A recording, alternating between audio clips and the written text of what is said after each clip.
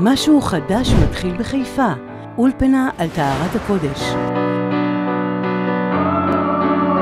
לפני שבא אם את רוצה לבוא ללמוד באולפנה שבה הקודש מרכז החיים, היחס שלהם לקדוש ברוך הוא יהיה יחס כמו שהם מפעילים אני בוחר בך. אם את מעוניינת ללמוד לאורם של תלמידי חכמים ולפגוש דמויות מופת, להגיע בחיוך כל בוקר לאולפנה שהיא משפחה שבה את שייכת, משמעותית ואהובה, עם הווי חברתי בריא ללא סמארטפונים,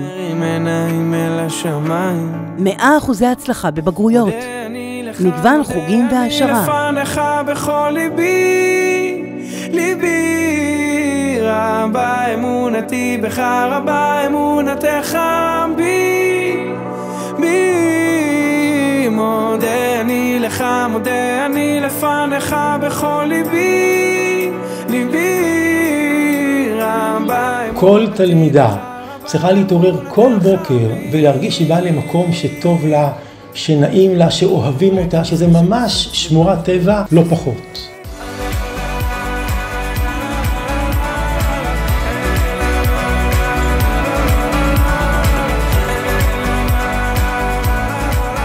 לגדל בנות עם אמונה ברורה, עם אמונה מוצקה בקדוש ברוך הוא, עם אהבת תורה אמיתית. לעזור לכל אחת, לעוף הכי גבוה ביכולות שלה אל המקום המתאים לה. המקום שלך איתנו, מחכים לך. משהו חדש מתחיל בחיפה.